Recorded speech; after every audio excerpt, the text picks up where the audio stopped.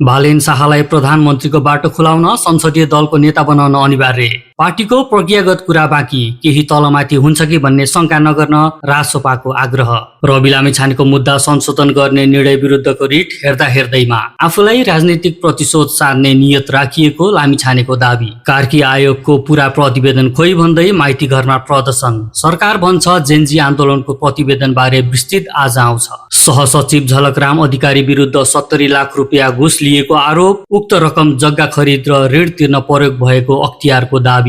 राजनीतिक दलहरूले टुङ्गाए समानुपातिक सांसदको नाम। रासोपाको 57, कांग्रेसको 20, एमालेको 16, नेकपाको 9, राप्रपा र श्रम संस्कृतिको 4 सांसदको नाम निर्वाचन आयोगमा पेश। इनिसाबीक हत्या प्रकरणमा गृहमन्त्री ओम प्रकाश अर्यालको प्रतिबद्धता। भन्छन् दोषीलाई कानुनी दायरामा ल्याउँछौं। आइतबार बसेको मन्त्री परिषद बैठकका मुख्य निर्णयहरू सार्वजनिक। जेनजी आन्दोलन जाँचबुझ आयोगको प्रतिवेदन अध्ययनदेखि मध्यपूर्वमा अलपत्र परेका नेपालीको उद्धारसम्म। महेश बस्नेतसँग अदालतको अवहेलना मुद्दामा लिखित जवाफ माग्ने आदेश। गृहमन्त्री ओम प्रकाश अर्याललाई राष्ट्रिय सभा सदस्यमा नियुक्ति गर्न सिफारिस। मन्त्री परिषदले उनलाई नियुक्तिका लागि आवश्यक प्रक्रिया अघि बढायो। रासोपा धनुषा 1 का उम्मेद्वार किशोरी शाहको रिटमा सर्वोच्चले दिएन अन्तरिम आदेश। मातृकाको सांसद पद कायम रहने। गोर्खामा माइक्रोबस दुर्घटनामा परेर मृत्यु भएका सबैको पहिचान खुल्यो। मृत्यु भएका 7 जना भारतीय नागरिक। पाल्पामा जीप र स्कुटर एक आपसमा ठोकिँदा स्कुटर चालकको मृत्यु। जीप चालक प्रहरी नियन्त्रणमा। अमेरिकी सेनाका लेफ्टिनेन्ट जनरल भोवेल नेपालमा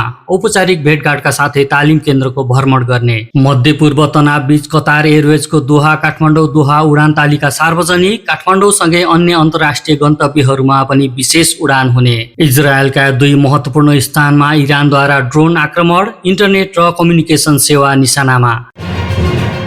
दर्शकवृन्द नमस्कार, अग्निपोस्ट.com को न्यूज बुलेटिनमा स्वागत छ। म राजु गिरी। आज पनि हामी तपाईमाझ आइपुगेका छौं आजका मुख्य समाचारहरू लिएर। आउनुहोस् सुरु गरौं बालेन शाहलाई प्रधानमन्त्रीको बाटो खुलाउनका लागि संसदीय दलको नेता बनाउन अनिवार्य रहेको प्रसंगबाट। राष्ट्रिय स्वतन्त्र पार्टीले संसदीय दलको नेता बालेन शाहलाई बनाउन प्रक्रियागत कुरा बाँकी भए पनि पूर्व समझदारीबाट पछाडि नफर्किने बताएको छ। केन्द्रीय सचिवालय बैठकपछि प्रवक्ता मनिष शाहले विधान संशोधनको प्रक्रिया बाँकी रहेकाले प्रक्रिया पुर्याउन बाँकी भएको बताएका हुन्। प्रवक्ता झाले बालेनलाई दलको नेता बनाउनेमा शंका नगर्न आग्रह गर्दै भने, एउटा विषय स्पष्ट पारौं, हामी जिम्मेवार छौं, हाम्रो प्रतिबद्धता हामीले बिर्सेका छैनौं, केही होला तलमाथि कि भन्ने आशंका नगरियोस्। बालेनलाई रासोपामा भित्र्याउने समझदारीमा उनलाई संसदीय दलको नेता बनाउने र भावी प्रधानमन्त्रीको उम्मेद्वार बनाउने सहमति भएको थियो। बालेनलाई नै प्रधानमन्त्री बनाउने घोषणा गरेर रासोपाले 2/3 हाराहारी सिट जितेको थियो। तर संसदीय दलको नेता नै प्रधानमन्त्री बन्ने भएकाले रासोपाले विधान संशोधन गर्नुपर्ने भएको छ।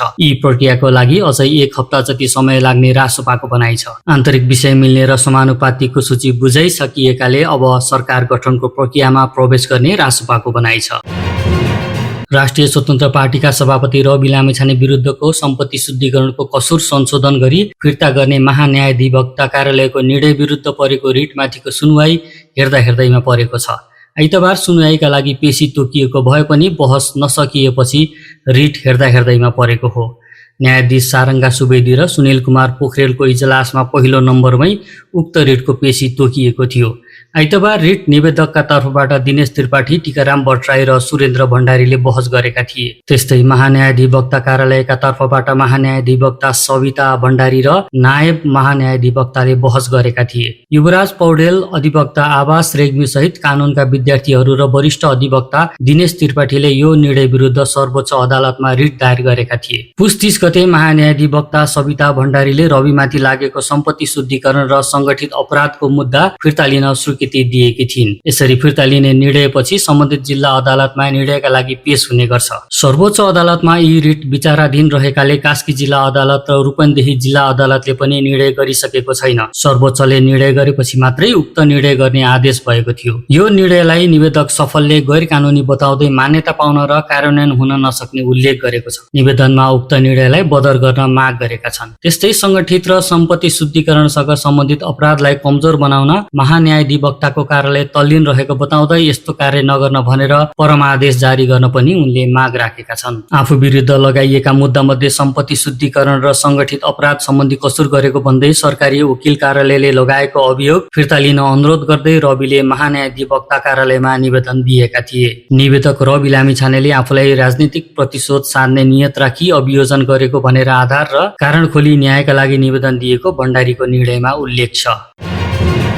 जेनजी आन्दोलन जाँचबुझ आयोगको प्रतिवेदन सार्वजनिक गर्न माग गर्दै माइतीघरमा प्रदर्शन भएको छ। जेनजी प्रतिनिधिहरू रक्षा बम माजिद अन्सारी लगायतका समूहले माइतीघरमा शान्तिपूर्ण प्रदर्शन गरेका हुन्। पूर्व न्यायाधीश गौरी बहादुर कार्की नेतृत्वको आयोगले फागुन 24 गते सरकारलाई प्रतिवेदन बुझाएको थियो। माइतीघरमा पोस्टर पम्पलेट सहित उपस्थित भएका प्रतिनिधिहरूले वर्तमान यथाशीघ्र प्रतिवेदन सार्वजनिक गर्न माग गरेका थिए। यता सरकारले भदौ 23 र 24 गतेको घटना सम्बन्धी जाँचबुझ आयोगको प्रतिवेदन बारे विस्तृत विवरण आज सार्वजनिक हुने बताएको छ। आइतबार प्रधानमन्त्री निवास बालुवाटारमा बसेको मन्त्री परिषद बैठकपछि सञ्चारकर्मीसँगको कुराकानीका क्रममा गृहमन्त्री समेत रहेका सरकारका प्रवक्ता ओम प्रकाश अर्यालले आज विस्तृत आउने बताएका हुन्।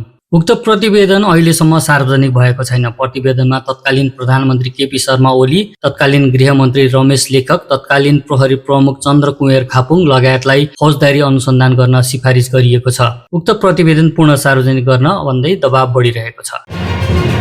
अख्तियार दुरुपयोग अनुसन्धान आयोगले घुस लिएको आरोपमा सहसचिव झलकराम अधिकारी विरुद्ध भ्रष्टाचार र सम्पत्ति शुद्धिकरणको मुद्दा दायर गरेको छ। अधिकारी राजस्व अनुसन्धान विभागको महानिर्देशक भएको बेला 70 लाख रुपियाँ घुस लिएको अख्तियारको आरोप छ। त्यो रकम जग्गा खरिद र ऋण तिर्न प्रयोग भएको अख्तियारको दाबी छ। एचके इन्टरप्राइजेस भन्ने कम्पनी विरुद्ध राजस्व चुहावट गरेको आरोपमा विभागमा उजुरी परेको थियो। त्यसपछि मुद्दाबाट जोगिन उक्त कम्पनीका सञ्चालक श्रीकृष्ण श्रेष्ठले 70 लाख रुपियाँ दिएको भेटिएको अख्तियारको दाबी हो। उक्त रकम विकास चापागाई, देवेन्द्र केसी, रविन्द्र लामिछाने लगायतको सल्लाहमा उनीहरूको खातामा राखिएको अख्तियारको दाबी छ।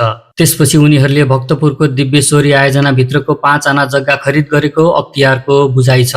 अख्तियारले विशेष अदालतमा पेश गरेको विवरण अनुसार घटना साउन 2079 सालको हो। 5.5 महिना मात्रै महानिर्देशक बनेका उनी 2079 असार 1 देखि 2079 कार्तिक 16 सम्म राजस्व अनुसन्धान विभागमा थिए। अख्तियारको दाबी अनुसार महानिर्देशक भएको 1 महिनामै उनले घुस लिएका थिए।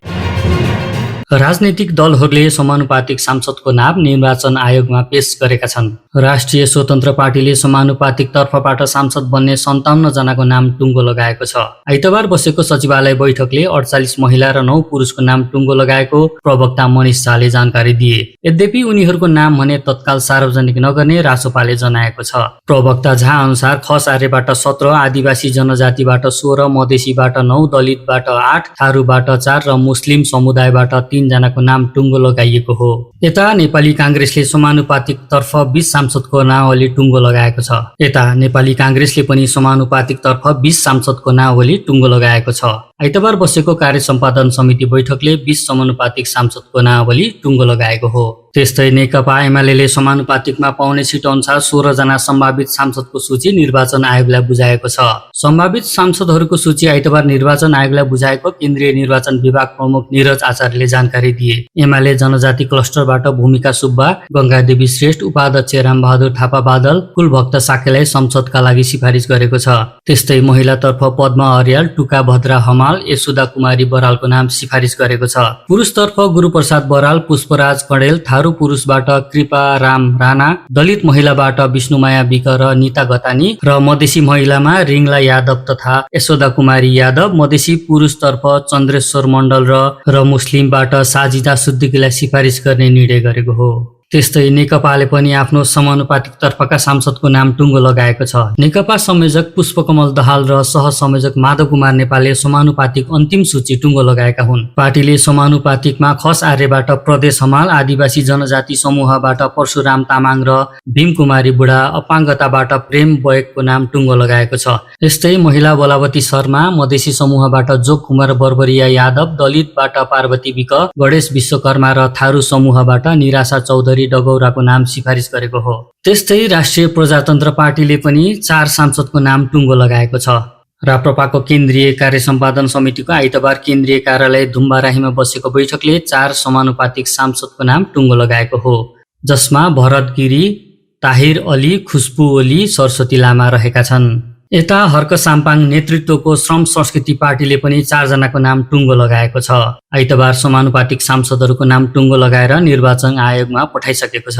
पार्टीका प्रवक्ता सत्य घले गुरुङका अनुसार आदिवासी जनजातितर्फ पूर्ण प्रसाद लिम्बू, खस आर्यतर्फ अम्बिका देवी सङ्ग्रौला, दलिततर्फ राधिका रम्तेल र मधेसीतर्फ रुबी कुमारी ठाकुरको नाम आयोगमा पठाइएको हो।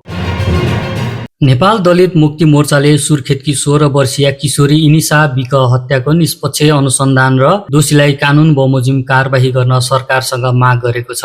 संगठनका अध्यक्ष दलजित श्रीपाली सहितको टोलीले आइतबार गृहमन्त्री ओम प्रकाश अर्याललाई ज्ञापन पत्र बुझाउँदै घटनामा संलग्नहरूलाई कानुनी दायरामा ल्याई पीडित परिवारलाई न्याय दिन माग गरेको हो। सोही मोर्चाले घटनामा संलग्नलाई कारबाही गर्न सम्बन्धित निकायलाई ध्यानाकर्षण गराउँदै पीडित परिवारमा पर्न गएको भौतिक तथा मनोवैज्ञानिक क्षतिको मूल्याङ्कन गरी न्याय र उचित क्षतिपूर्तिको लागि माग गरेको छ। ज्ञापन पत्र बुझ्दै मन्त्री अर्यालले घटनाको अनुसन्धान गरी दोषीलाई कानुनी दायरामा ल्याइने प्रतिबद्धता व्यक्त गरे। उनले मुलुकमा दण्डहीनताको अन्त्य हुनुपर्ने भन्दै कुनै पनि प्रकारका अपराधिक घटना र अवांछित गतिविधि नियन्त्रण गरी शान्ति सुव्यवस्था कायम गर्न सरकार जिम्मेवारीताका साथ लागि परेको जानकारी समेत दिए। सुर्खेतको गुर्बाकोट नगरपालिका 6 स्थायी घर भई हाल वीरेन्द्रनगर 1 मा बसोबास गर्दै स्थानीय उषा बाल बाटिका स्कुलमा कक्षा 11 मा अध्ययनरत विकको सामूहिक बलात्कारपछि हत्या भएको थियो। सरकारले आइतबार बसेको मन्त्री परिषद बैठकका मुख्य निर्णयहरू सार्वजनिक गरेको छ। प्रधानमन्त्री निवास बालुवाटारमा आइतबार मन्त्री परिषद बैठक बसेको थियो। बैठकले गरेका मुख्य निर्णयहरू प्रवक्ता समेत रहेका गृहमन्त्री ओम प्रकाश अर्यालले जानकारी गराएका हुन्। उनका अनुसार भदौ 23 र 24 को घटना सम्बन्धी जाँचबुझ आयोगको प्रतिवेदन ग्रहण गर्ने निर्णय भएको छ। जाँचबुझ आयोगले पेश गरेको प्रतिवेदन अध्ययन गरी नेपाल सरकार मन्त्री परिषदले ग्रहण गर्ने निर्णय गरेको हो। त्यस्तै बैठकले राष्ट्रिय सभाको रिक्त सदस्य पदमा गृहमन्त्री ओम प्रकाश अर्याललाई नियुक्त गर्न राष्ट्रपति समक्ष सिफारिस गर्ने निर्णय गरेको छ। बैठकले युद्ध प्रभावित पश्चिमी एसियाली मुलुकहरूमा रहेका एवं ट्रान्जिटमा अलपत्र परेका नेपाली नागरिकहरूको तत्काल राहत र उद्धार कार्यलाई प्रभावकारी बनाउन हाललाई नेपाली राजदूतावासहरू रियाद, अबुधाबी, दोहा, कुवेत सिटी, मनमा, मस्कट, इस्लामाबाद, कोइरो र तेल अबिब तथा नेपाली महावाणिज्य दूतावासहरू जेद्दा र दुबईले आवश्यक व्यवस्था मिलाउने निर्णय पनि गरेको छ। त्यस्तै बैठकले नेपालमा हिम नदी बेसिन क्षेत्रमा हिमताल विस्फोट जन्य बाढी तथा जलवायु परिवर्तन जन्य बाढीबाट उत्पन्न जोखिम न्यूनीकरण मार्फत जीविकोपार्जन तथा सम्पत्तिको संरक्षण परियोजनाका लागि हरित जलवायु कोषबाट संयुक्त राष्ट्र संघीय विकास कार्यक्रम मार्फत प्राप्त हुने 2,42,67,427 अमेरिकी डलर बराबरको अनुदान सहायता स्वीकार गर्ने निर्णय समेत गरेको छ। सर्वोच्च अदालतले नेकपा एमालेका सचिव महेश बस्नेतसँग अदालतको अवहेलना मुद्दामा लिखित जवाफ माग्ने आदेश दिएको छ। न्यायाधीश द्वय तिलप्रसाद श्रेष्ठ र महेश शर्मा पौडेलको संयुक्त इजलासले बस्नेतसँग अदालतको अवहेलना मुद्दामा लिखित जवाफ माग्ने आदेश दिएको हो। अधिवक्ता लवन नेउपानेले बस्नेत विरुद्ध गत बुधबार सर्वोच्च अदालतमा अवहेलनाको मुद्दा दायर गरेका हुन्। सर्वोच्च अदालतका न्यायाधीशलाई लक्षित गर्दै अदालतमा विचाराधीन प्रतिनिधि सभा विघटन विरुद्धको मुद्दामा केन्द्रित रहेर अभिव्यक्ति दिएको भन्दै अदालतको अवहेलना मुद्दा दायर भएको थियो। बस्नेतले हामी वैदेशिक आक्रमणमा छौँ र हाम्रो सर्वोच्च अदालत, उच्च अदालत र जिल्ला अदालतहरू मात्र जलेका होइनन्, हाम्रो न्याय प्रणाली नै जलेको छ भन्ने कुरा यसबाट अनुभूति हुन्छ भन्दै अदालतप्रति सार्वजनिक रूपमा हुर्मत लिने काम गरेको बेहोरा रिट निवेदनमा उल्लेख छ। सर्वोच्च अदालतले धनुषा क्षेत्र नम्बर 1 मा रासोपा उम्मेदवार किशोरी शाहको उम्मेदवारी खारेज गर्ने निर्वाचन आयोगको निर्णयमाथि तत्कालका लागि केही गर्न नपर्ने आदेश गरेको छ। निर्वाचन आयोगको निर्णय खारेज गरी आफ्नो उम्मेदवारी कायम राख्नुपर्ने भनी किशोरी शाह अन्तरिम आदेश समेत माग गरी सर्वोच्च अदालत गएका थिए। तर सर्वोच्चले उनको हकमा अन्तरिम आदेश जारी गर्न नपर्ने भनेको हो। न्यायाधीश द्वय विनोद शर्मा र मेघराज पोखरेलको इजलासको यो आदेशसँगै हाललाई निर्वाचन आयोगको निर्णय यथावत रहेको छ। त्यसो हुँदा मातृका यादव निर्वाचित हुने भनी निर्वाचन अधिकृतको कार्यालयले गरेको निर्णय सदर हुने भएको छ। गोर्खामा माइक्रोबस दुर्घटनामा परेर मृत्यु भएका 7 जनाको पहिचान खुलेको छ। मृत्यु भएकाहरू 7 जना भारतीय नागरिक रहेको जिल्ला प्रहरी कार्यालय गोर्खाका इन्स्पेक्टर राजन लम्सालले जानकारी दिए। उक्त गाडीमा चालक र सहचालक सहित 16 जना सवार थिए, जसमा चालक र सहचालक बाहेक अरू सबै भारतीय नागरिक रहेको उनले जानकारी दिए। मनकामना दर्शन गरेर फर्किएका उनीहरू सवार गाडी शनिबार बेलुका दुर्घटनामा परेको थियो। पाल्पा हुँदै जाने सिद्धार्थ राजमार्गमा सवारी दुर्घटना हुँदा एकजनाको मृत्यु भएको छ। पिकअप जीप र स्कुटर एक आपसमा ठोकिँदा स्कुटर चालक माथागढी गाउँपालिका 1 का 36 वर्षीय खिलेश्वर घटी मगरको मृत्यु भएको जिल्ला प्रहरी कार्यालयका प्रहरी निरीक्षक कुशल सिंह ठाकुरीले जानकारी दिए। ठकुरीका अनुसार आर्य भन्ज्याङबाट बोटुङतर्फ आउँदै गरेको लु 1 3740 नम्बरको पिकअप जीप र विपरीत दिशाबाट जाँदै गरेको लु 84 प 4348 नम्बरको स्कुटर एक आपसमा ठोकिँदा मगर गम्भीर घाइते भएका थिए। उनको लुम्बिनी मेडिकल कलेज प्रवासमा उपचारका क्रममा मृत्यु भएको हो। जीप चालकलाई प्रहरीले नियन्त्रणमा लिई अनुसन्धान गरिरहेको जिल्ला प्रहरी कार्यालयले जनाएको छ। मृतक मगर हाल बुटवल उपमहानगरपालिका 8 सुक्खा नगरमा बस्दै आएका थिए।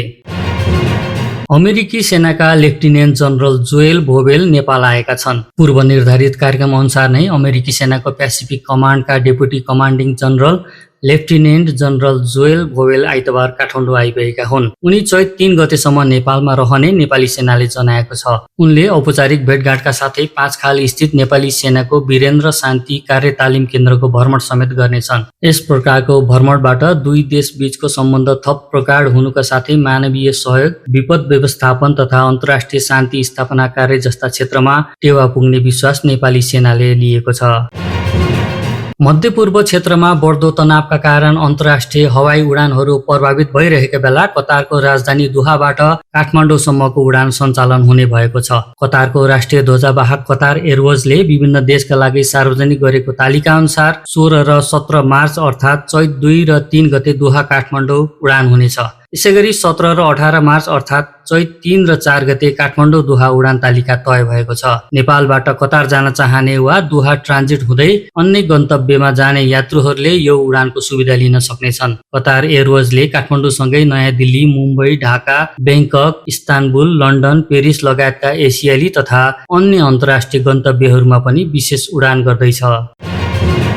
इरानको सेनाले इजरायलका 2 महत्वपूर्ण अड्डामा ड्रोन मार्फत आक्रमण गरेको छ। इरानी सञ्चार माध्यमका अनुसार आक्रमणमा इजरायलको विशेष प्रहरी युनिट लहब 433 को मुख्यालय र गिलाड सेटेलाइट कम्युनिकेसन सेन्टरलाई निशाना बनाएर हमला भएको हो। यद्यपि इरानले हमलाबाट कति क्षति भयो भन्ने बारेमा केही बताएको छैन। इजरायलले पनि यो आक्रमणबारे कुनै आधिकारिक जानकारी दिएको छैन। लहब 433 इजरायलको विशेष जाँच युनिट हो। यसले ठूला अपराध, भ्रष्टाचार र अन्तर्राष्ट्रिय अपराधको जाँच गर्छ। यसलाई अक्सर इजरायलको FBI समेत भनिन्छ। गिलाड सेटेलाइट कम्युनिकेसन सेन्टरले सेटेलाइटका माध्यमबाट इन्टरनेट र कम्युनिकेसन सेवा दिँदै आएको छ। हवस् त दर्शक महानुभाव, आजका मुख्य समाचार यति नै। हामीले प्रस्तुत गरेका यी समाचारप्रति तपाईको धारणा के छ? तलको कमेन्ट बक्समा कमेन्ट गर्नुहोला। भोलि फेरि आउने बाचा सहित हाम्रो टिम अहिलेलाई बिदा माग्दछ। नमस्कार।